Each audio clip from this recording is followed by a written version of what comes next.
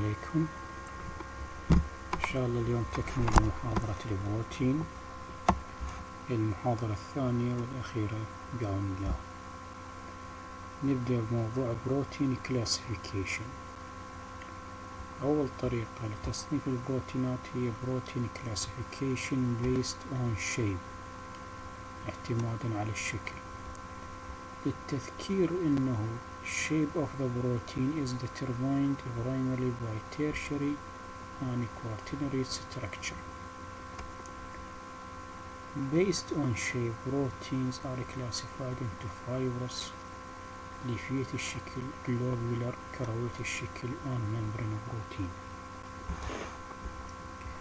A fibrous protein is a protein whose molecules have an elongated shape طولية الشكل with one dimension much longer than the others. Fibrous proteins tend to have simple, regular and linear structures. خطية التركيب. الوظيفة المهمة لهذه البروتينات is there is tendency for such proteins to aggregate together to form macromolecular structure. هذه البروتينات يمكن أن تتراكم سوية وتكون لي جزيئات كبيرة بالحجم، مثل ما نشاهد بالفايبرين accumulation. فايبرين إذا نجمع أو تراكم كبروتين يكون لنا فايبرين كلوت اللي نشوفه بعملية تخثر الدم. النوع الثاني من البروتين أو الشكل الثاني هو globular بروتين، يكون كروي الشكل. صار عندنا شكلين مهمات، الشكل الأول يكون طولي، الشكل الثاني يكون كروي. النوع الثالث من البروتين هو الممبرينز بروتين اللي هي associated with membrane، موجودة بالسيل ممبرين. ناخذ أمثلة على الفايبرس بروتينز وعلى الجلوبولار بروتين. معلومة مهمة يجب أن تبقى في البال هي الفايبرس بروتينز usually insoluble in water، والجلوبولار بروتينز usually soluble in water. Examples on fibrous protein is keratin، البروتين موجود بالشعر والأظافر. collagens الموجود in tendons، الأوتاد. bone العظام and other connective tissue الأنسجة الرابطة. elastins found in blood vessels الأوعية الدموية and ligaments الأربطة مثل أربطة المفاصل. myosin as a protein found in muscle tissue. fibrin found in blood clots. globular proteins which is usually soluble in water. أمثلة عليه عندنا الإنسولين والوظيفته تنظيم مستوى السكر في الدم. المايوغلوبولين اللي وظيفته خزن الأكسجين بالعضلات. الهيموغلوبين وظيفته أكسجين ترانسبورت in blood، نقل الأكسجين في مجرى الدم. ترانسفيرين وظيفته ايرون ترانسبورت in blood، نقل الحديد في مجرى الدم. الميونوغلوبولين وظيفته مناعية اللي هي immune system response، الاستجابة المناعية لحماية الجسم. مثال على الفايبرس بروتين is alpha keratin protein. The fibrous protein alpha keratin is found in protective coatings for organism. كيراتين يكون لي عادة جزء من الطبقة اللي تحمي الكائنات الحية. يعني مثال نجيب الهير بالشعر finger nail and toenails بالأظافر. The individual molecules are almost wholly alpha helical. Every polypeptide chain in this protein كما في الشكل اللي على اليمين يكون شكلها alpha helical.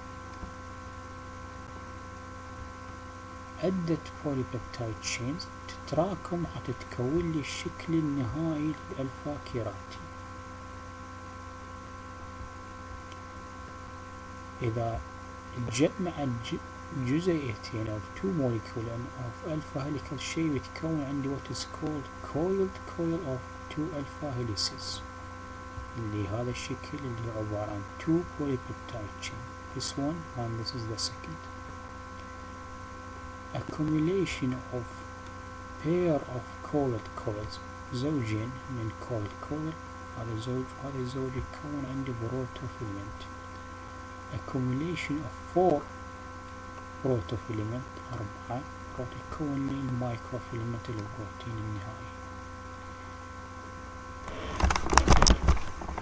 how these polypeptide chains are held together، شلون تتجمع تكون أو تترابط حتى تكون لي الشكل النهائي؟ عن طريق الانتركويل دايسولفايد بريس، ترتبط عن طريق دايسولفايد bonds. Another example of fibrous protein is collagen, which is the most abundant of all proteins in humans, from about 30% of the total body protein. This protein is found in tendons, ligaments, blood vessels, skin, and also organic component of bones and teeth. The predominant structural feature within collagen molecule is a triple helix. الشكل الكيراتين كان عبارة عن سمبل ألفا هيليكس، بينما شكل الكولاجين يكون تربل هيليكس، يعني عبارة عن تركيب حلزوني ثلاثي بيتكون من 3 polypeptide chains. When 3 chains of amino acid wrap around each other to give a rope-like arrangement of polypeptide chain, 3 polypeptide chains تلتف حول بعضها البعض تتكون لي تركيب يشبه العصا. السبب تكون تربل هيليكس بالكولاجين هو the rich content of the amino acid proline up to 20% in collagen is one reason why it has a triple helix conformation rather than single alpha helix structure، اللي alpha helix اللي شفناه بالكيراتين. Collagen molecules triple helices are very long, thin and rigid. Many such molecules line up alongside each other, combine to make collagen fibers. Collagen molecules إذا جمعت مع بعضها تكون عندي what is called collagen fibers، ألياف الكولاجين. شلون تتجمع الكولاجين molecules حتى تكون لي collagen fibers؟ عن طريق cross linking between helices give the fiber extra strength. cross linking اللي الترابط البيني بين جزيئات الكولاجين، أضافة لا ترابط راح يعطيها شنو extra strength، يزيد من قوته. the greater the number of cross links the more rigid the fiber is، كل ما زادت الارتباطات كان more rigid أكثر صلابة. وهذا يفسر لي إنه مع تقدم العمر الجلد الإنسان يزداد صلابة. ليش؟ لأن cross linking between collagen fibers increase، مثل ما مذكور بالفقرة الآتية. the stiffening of skin and other tissue associated with aging is thought to result at least in part from increasing amount of cross linking between collagen molecules. والصورة توضح التربل helix structure of collagen، 3 polypeptide chains wrap around each other تلتف حول بعضها البعض حتى تكون لي rope like، اللي هو يشبه الحبل أو يشبه العصا. Hemoglobin is example of globular protein. Globular protein hemoglobin transport oxygen from lungs to tissues. Another example of hemoglobin or another example of globular protein is myoglobin، اللي هذا البروتين اللي قلنا موجود بالعضلات ووظيفته oxygen storage. The globular protein myoglobin function as oxygen storage molecule in muscles. الفرق بينه وبين الهيموغلوبين الآتي. أول شيء الهيموغلوبين وظيفته transport oxygen to the tissues، بينما المايوغلوبين وظيفته storage of oxygen in muscle. الفرق الثاني على صعيد التركيب أنه المايوغلوبين is monomer، يتكون من single polypeptide chain، بينما الهيموغلوبين is tetramer، يتكون من 4 polypeptide chains. الفرق على صعيد capacity to carry oxygen، المايوغلوبين can carry only 1 oxygen molecule، يعني يتكون من monomer polypeptide chain، while hemoglobin can carry 4 oxygen molecules.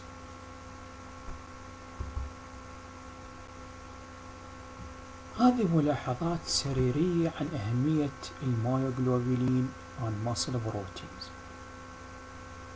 Muscle proteins, there are 2 types of muscle protein, one called myosin and the second called actin. نوعين من البروتينات موجود بالعضلات، الأول اسمه مايوسين والثاني اسمه أكتين. المايوسين شكله على شكل هيليكال ستراكشر وينتهي بجلوبولار ستراكشر، يعني يجمع الشكلين، بينما الأكتين every single actin molecule شكلها جلوبولار، ومن تتجمع تسوي لي linear structure. الأكتين والمايوسين عندما يرتبطن مع بعضهم يحدث المسل كونتراكشن، تقلص العضلة. هذه أهمية الأكتين والمايوسين العضلات. ملاحظة أخرى أيضا جيتها بهذا البوكس، إنه كل ما زاد الكونسنتريشن اوف مايوغلوبين بالعضلات كل ما كان لون العضلة يميل إلى اللون الأحمر، وكل ما قل تركيز المايوغلوبين بالعضلات يميل اللون العضلة إلى اللون الأبيض. وكل ما زاد المايوغلوبين بالعضلات معناها العضلة تحتاج أكثر أكسجين لوظيفتها، كل ما قل معناها العضلة تحتاج أقل أكسجين. لهذا اللون العضلات بالإنسان نشوفها ريد كلر، بينما في بعض الحيوانات مثل الفيش نشوفها وايت كلر. ليش وايت كلر؟ الفيش because the meat of fish has low concentration of myoglobin. Another type of protein classification is protein classification based on function، تصنيف البروتين اعتمادا على الوظيفة. هذا التصنيف يشمل عدة نقاط. أول شيء عندنا الكاتاليتيك بروتينز. الكاتاليتيك بروتينز اللي هي بروتينات اللي وظيفتها تحفيزية، مثال عليها الإنزيمز اللي هي وظيفتها تحفز وتسرع التفاعلات الكيميائية، increase the rate of chemical reactions. Another type of protein is defense proteins اللي وظيفتها دفاعية، مثال عليها الاميونوجلوبولينز or what is called antibodies. النوع الثالث عندنا transport proteins اللي وظيفتها نقل، مثال عليه الهيموغلوبينز hemoglobin which transport oxygen in the blood, transferrin which transport iron in the blood, and lipoproteins which transport cholesterol in the blood. Four, we have what is called messenger proteins اللي وظيفتها كنقل رسالة، أو بالأحرى وظيفتها إيصال حافز، مثل عندنا الهرمون مثال على المسنجر بروتينز اللي تعتبر مثال على البروتينات اللي وظيفتها هي إرسال أو إيصال تحفيز.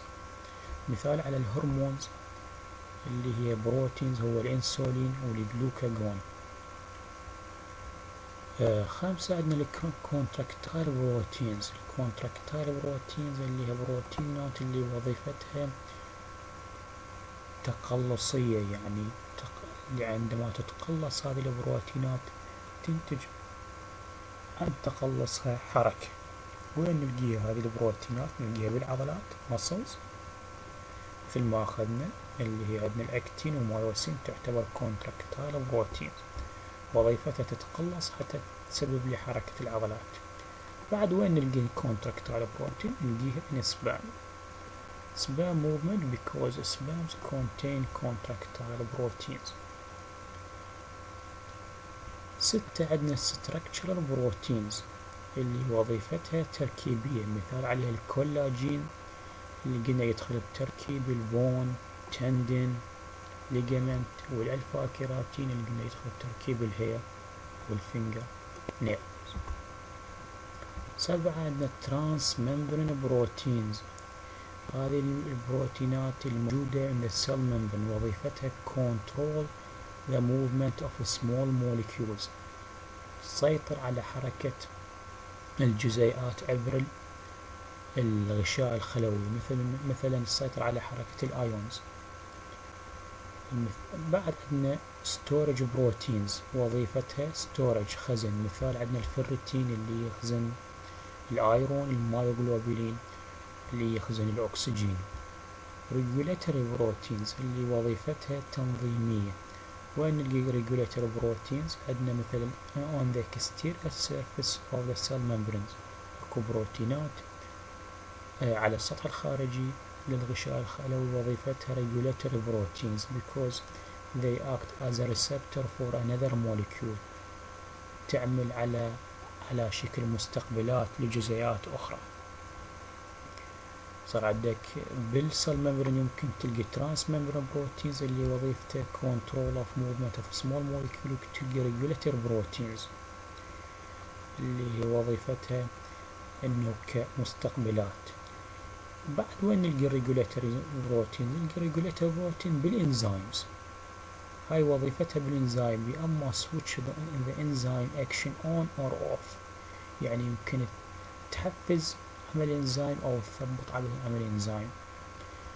المثال العاشر على الكلاسيفيكيشن اوف بروتين according to the function هو عندنا نيوترانت بروتينز، عندنا بروتين وظيفتها غذائية، مثال على الكازين اللي found in human milk، والأوفا ألبوم اللي found in egg white.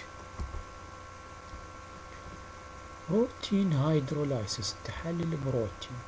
By definition the peptide bonds of amino acid chain are hydrolyzed and free amino acid are produced. تحلل البروتين ينتج لي امينو اسيد، يعني تتكسر البوليبيبتايد تشينز الى امينو اسيد، فلهذا الهيدرولايسيس reaction is the reverse of the formation reaction for a peptide bond. البروتين دايجستين، عملية هضم البروتين هي بالحقيقة عبارة عن بروتين هيدرولايسيس، لكن عن طريق شنو؟ عن طريق انزيمز، تحفز عن طريق الانزيم. بروتين ديناتوريشن، هذا مصطلح كلش مهم. بروتين ديناتوريشن هو عبارة عن الديناتوريشن، حتى تفهم شنو الديناتوريشن هو عبارة عن عملية تخريب لشكل البروتين، واضح؟ مو عملية تحويل البروتين إلى أمينو أسيد، لا، تخريب للشكل. فالديناتوريشن راح يأثر على الشكل ويأثر على الفانكشن. Denaturation will affect both the shape of the protein and function of the protein، يعني ما راح يحلل لك بروتين وإنما يخرب شكل البروتين. فلهذا the process of protein denaturation the three-dimensional shape of the protein will be lost because of disruption of the secondary, tertiary and quaternary structure. الديناتوريشن يكون على صعيد السكندري والتيرشري والكواترنري ستراكشر. البرايمري ستراكشر ما يتأثر بالديناتوريشن، اللي يتأثر هو السكندري والتيرشري والكواترنري ستراكشر. إذا صار بروتين ديناتوريشن وصار loss of the three-dimensional shape، وش ينتج؟ loss of the biochemical activity of the protein. the function of the protein will be lost. The protein denaturation may be reversible or irreversible، يعني أما يمكن عكسه أو لا يمكن عكسه. شو وقت يكون reversible؟ إذا كان limited denaturation، كان محدود، يمكن تعكس العملية ويرجع البروتين يكتسب شكله الطبيعي عن طريق the process of renaturation ويكتسب وظيفته من جديد. أما إذا كانت extensive denaturation، كان واسع، فهذا usually irreversible، لا يمكن عكس العملية. مثال على البروتين denaturation وين نشوفه؟ loss of water solubility is a frequent physical consequence of protein denaturation. The precipitation out of denatured protein is called coagulation.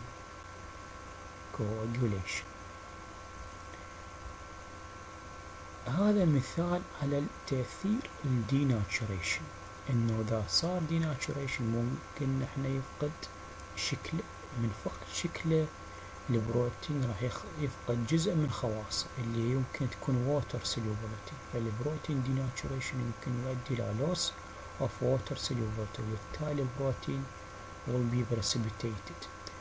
عملية البروتين precipitation due to denaturation نسميها coagulation، نسميها عملية التخثر.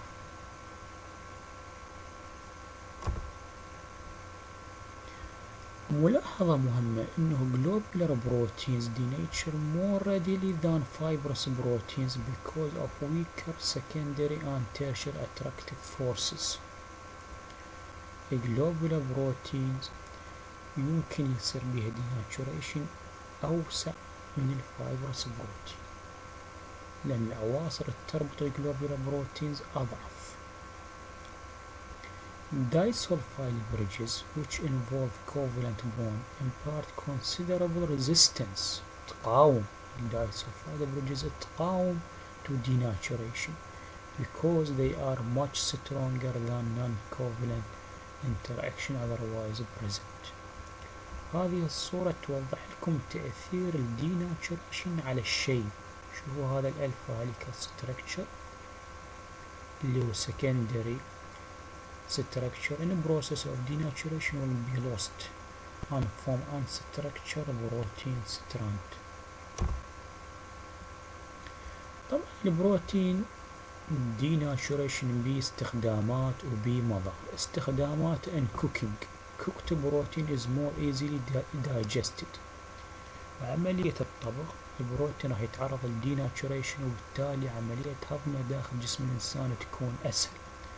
بعد وين نستخدم الديناتوريشن preparing of milk products and milk digestion، في عملية تحضير مشتقات الحليب مثل الأجبان وعملية هضم الحليب عن طريق acid denaturation، عن طريق الأسيديك denaturation، تخريب البروتين عن طريق الحوامض.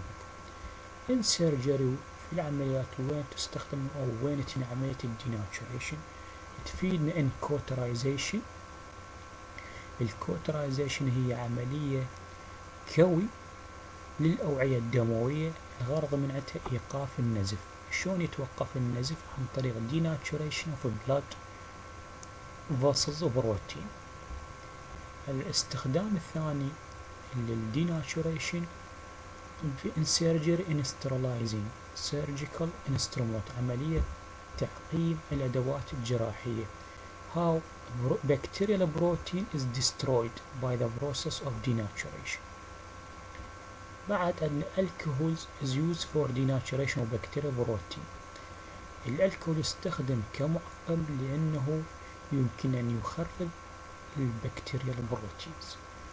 hair permanent عملية تصفيف الشعر وإعطاء الشعر الشكل كما في صالونات الحلاقة، هي عبارة عن process of protein denaturation.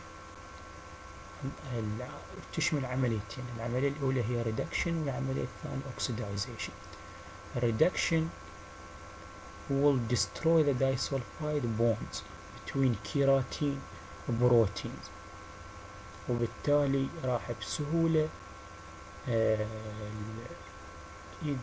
بسهولة انه ممكن الشعر يتخذ اي شكل يريد الحلاق، وراها يعرضه الى اوكسيدايزنج ايجنت اللي هي تعيد الدايسلفايد بريدجز، تعيد الدايسلفايد بوند، وبالتالي يثبت على الشكل. harmful effects، التأثيرات المضرة للبروتين denaturation is enzyme inactivation in high fever above 41 centigrade. إذا درجة الحرارة عالية كما في الحمى العالية يمكن تسبب enzyme inactivation، إنه الإنزيمات بعد ما تشتغل. بعد sunburn due to skin protein denaturation by UV light، حروق الشمس هي سببها انه السكين بروتين is denatured by UV light، اشعة اللي فوق البنفسجية. بعد serious eye damage can result from eye tissue contact with acid or bases. strong bases can cause eye damage by causing denaturation for proteins that are present in eye. denaturing agent مثال على العوامل اللي يمكن تسبب denaturation. مطلوب عندكم تعداد العوامل، وهذه المود اوف اكشن الاطلاع. اول denaturing agent عندنا الهيت، الحرارة، المايكروويف راديشن، الالترا فايولت راديشن، اشعة تحت البنفسجية، violent whipping or shaking، الهز العنيف او الرج العنيف، الديترجنت المنظفات، اورجانيك سولفنت المذيبات العضوية، سترونج اسيد and bases and salt of heavy metals املاح، المعادن الثقيلة، والreducing agents والعوامل المختزلة. عندنا موضوع مهم هو موضوع الجلايكوبروتينز. من اسمه glycoprotein is a molecule that composed of carbohydrate and a protein. So a glycoprotein is a protein that contains carbohydrate or carbohydrate derivative in addition to amino acid. مثال على الجلايكوبروتين هو عندنا الكولاجين والإميونوغلوبولينز اللي هي antibodies. بعد مثال على الجلايكوبروتين وين موجود عندنا؟ موجود عندنا cell membranes. بعد وين موجود الجلايكوبروتين؟ موجود in red blood cell membrane، في السيل ممبرين اوف red blood cell، الغلاف الخلوي لكرات الدم الحمراء. وجود الجلايكوبروتين على الغلاف الخلوي لكريات الدم الحمراء هو اللي يحدد لي ABO system، هو اللي يحدد لي فصيلة الدم. يعني عندنا فصائل الدم هي اللي A والB والAB والO، نسميهن 4 ABO system. ليش هذا الاختلاف فصائل الدم؟ هذا الاختلاف نتيجة الاختلاف بالtype of glycoprotein that present in the cell membrane of red blood cell. نجي على الكولاجين. الكولاجين مثل ما أخذنا سابقا it is the fibrous protein، هو شيء اللي هذا شكله يكون fibrous مو globular. The function of carbohydrate group in collagen، شنو وظيفة الكربوهيدرات الموجود بالكولاجين؟ is related to cross linking، يساعد على الربط البيني. They direct the assembly of collagen triple helices into more complex aggregation called collagen fibers. يساعد على تكوين الكولاجين فايبرز، ألياف الكولاجين. ملاحظة مهمة إنه وين الكولاجين is boiled in water، يغلى في ماء under basic condition it is converted to water soluble protein gelatin. الجيلاتين يتكون عن طريق غلي الكولاجين. الجيلاتين formation is a process which include both denaturation and hydrolysis. ملاحظة ثانية كلش مهمة is a primary biochemical function of vitamin C involve hydroxylation of protein and lysine during collagen formation. أثناء عملية صنع الكولاجين يحتوي على برولين ولايسين أمينو أسيد. لكن مو على شكل برولين على شكل لايسين، وإنما على شكل هيدروكسي برولين وهيدروكسي لايسين. شلون تتكون عندي الهيدروكسي برولين وهيدروكسي لايسين؟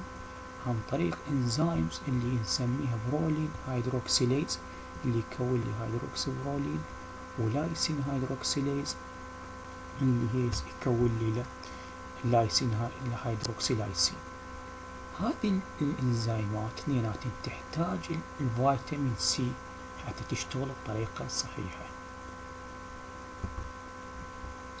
Another example of glycoprotein هو الاميونوجلوبولينز اللي هي الأجسام المضادة.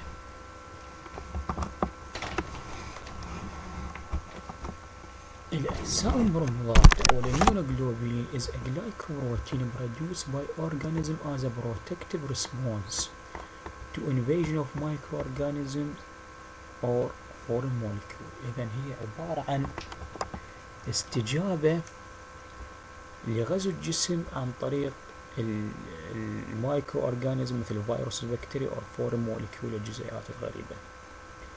Different classes of immunoglobulins identified by differing carbohydrate content and molecular mass. إن أنواع مختلفة من الاميونوجلوبولين أو من الأنتيبوديز اعتمادا على الكربوهيدرات content. Immunoglobulins serve as antibodies أجسام مضادة to combat invasion of the body by antigens. أي جسم غريب أو جزيئة غريبة تدخل للجسم تسمى أنتيجين، والإميونوجلوبولين يتكون ضدها يسمى antibodies. An antigen is a foreign substance such as bacterium or virus that invade the human body. هذا السلايد كلش مهم لأن يبين لك شلون يتركب البروتين اللي الانتيبودي أو الاميونوجلوبولين. البيزك ستراكشر اوف immunoglobulin molecule. الانتيبودي أو الاميونوجلوبولين composed of 4 polypeptide chains 4 سلاسل من البوليبيبتايد، كل اثنين متشابهات سوا. 2 identical heavy chains سلسلتين هي سلاسل ثقيلة، و 2 identical light chain سلسلتين سلاسل خفيفة. الثقيلة تسمى heavy أو H chains، والخفيفة تسمى light or alt chain. The H chain or heavy chain which is usually contain 400 to 500 amino acids are approximately twice as long as alt chain. الهيفي chain الامينو اسيد بيها اكثر وطولها يكون تقريبا ضعف اللايت chain. بعد both heavy and light chain have constant and variable region. كل polypeptide chain سواء كانت heavy or light بيها منطقتين، منطقة constant اللي تسمى المنطقة الثابتة، ومنطقة variable اللي تسمى المنطقة المتغيرة. The constant regions have the same amino acid sequence from immunoglobulin to immunoglobulin. Constant region هاي متشابهة بكل أنواع الأنتيبوديز، بينما ال variable regions have different amino acid sequence in each immunoglobulin.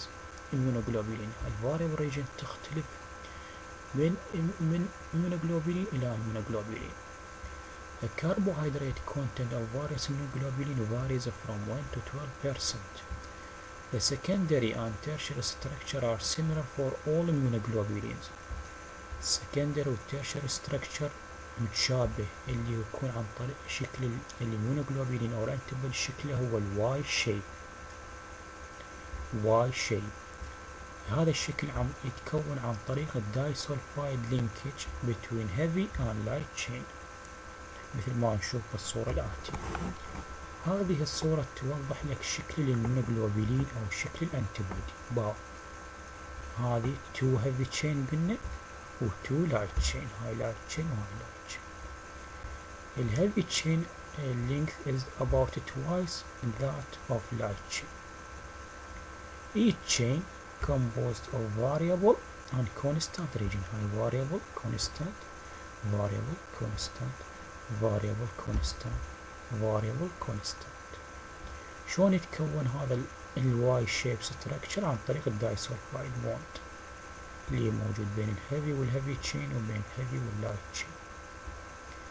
هذه المنطقة اللي between the variable region of heavy chain وبين ال variable region of heavy chain وبين ال variable region of light chain، هذه المنطقة اللي تقع بين ال variable region of heavy chain وبين ال variable region of light chain تسمى الانتيجين binding site، يعني منطقة ارتباط الانتيجين. فلهذا كل انتيبودي ب how many antigen binding site بمنطقتين، هاي antigen binding site وهذه antigen binding site. The interaction of immunoglobulin molecule with an antigen occur at variable region. الانتيبودي يرتبط ويا الانتيجين بيا منطقة بالمنطقة الفاريبل region، هنا يرتبط الانتيجين.